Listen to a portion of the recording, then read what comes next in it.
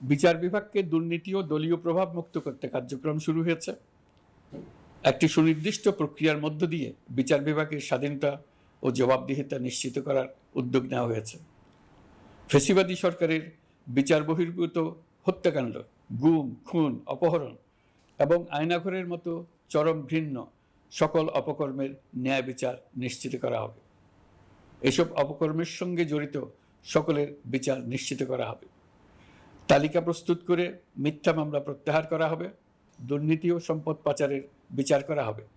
আইন শৃঙ্খলার ক্ষেত্রে জনমুখী ও দলীয় প্রভাবমুক্ত জবাবদিহিমূলক কাঠামো সৃষ্টির লক্ষ্যে পুলিশ কমিশন গঠন করা হবে।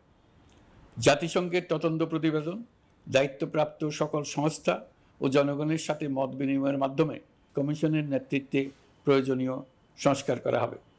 বাংলাদেশকে আর কোনোদিন কেউ যেন কোনো পুলিশি রাষ্ট্রে পরিণত করতে না পারে তার ব্যবস্থা করা হবে। তথ্যের অবাধ প্রবাহ ও গণমাধ্যমের স্বাধীনতা নিশ্চিত করা হবে।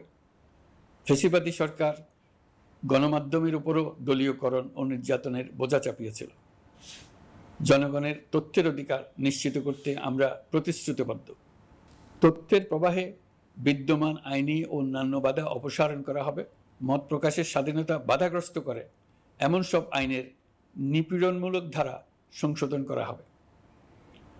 ইতিমধ্যে এই ধরনের আইনগুলো চিহ্নিত করে এই প্রক্রিয়া শুরু করা হয়েছে। বিদেশি সংবাদকর্মীদের এদেশে আসার পর যে অলিখিত নিষেধাজ্ঞা ছিল, ইতিমধ্যে আমরা তা তুলে নিয়েছি। বিদেশি সাংবাদিকদের দ্রুত ভিসা দিতে সংশ্লিষ্ট কর্মকর্তাদের নির্দেশ দেওয়া হয়েছে।